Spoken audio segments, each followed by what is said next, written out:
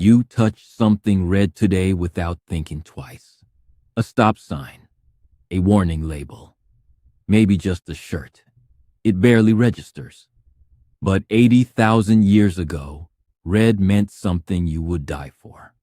Ancient humans covered the bones of their dead in a bright red powder called ochre, and for decades, nobody could agree on why.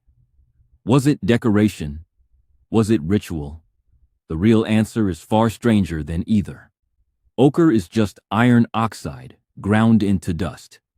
Your ancestors mined it, heated it to shift its shade, and mixed it with fat or water into a paste.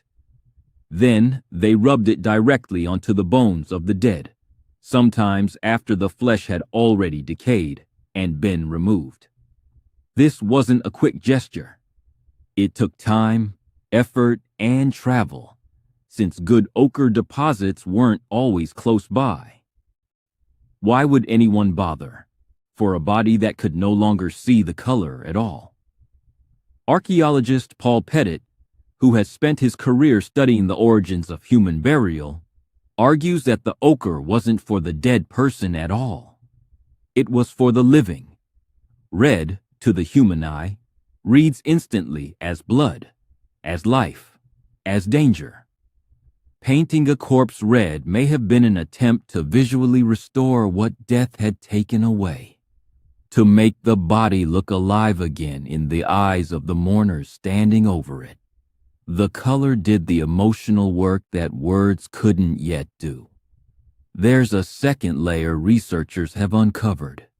Ian Watts, who analyzed ochre use across dozens of Middle Stone Age sites in Africa, found that the pigment shows up in burials long before it shows up in any practical context, like tanning hides or hafting tools. That timing matters. It suggests red wasn't first used because it was useful. It was first used because it meant something.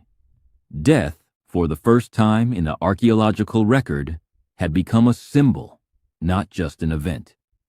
Think about what that shift actually requires. An animal simply stops. It does not get painted.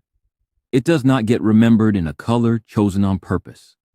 To paint a body red, you have to understand that the person is gone, and you have to want other people to feel that loss too. That's not instinct. That's imagination reaching into grief and giving it a shape. You still do a version of this even now. Black at a funeral, white at a wedding, red at a warning. You didn't invent this color language. You inherited it from people standing over a body 60,000 years before writing existed, trying to say something they had no words for yet.